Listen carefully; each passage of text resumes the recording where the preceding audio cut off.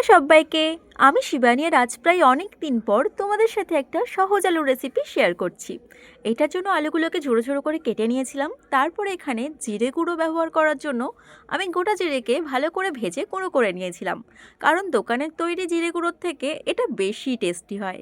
তারপর এখানে একটা পাত্রের মধ্যে ঝুড়ো ঝুড়ো করে আলুগুলোকে একসাথে নিয়ে নিলাম।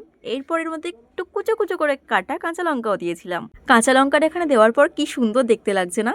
তারপর এই দুটোকে একসাথে ভালো করে একটু মিশিয়ে নিয়ে দিয়ে দিয়েছিলাম বেসন। বেসনটা দিয়েও ভালো করে মিশিয়ে নিয়েছিলাম।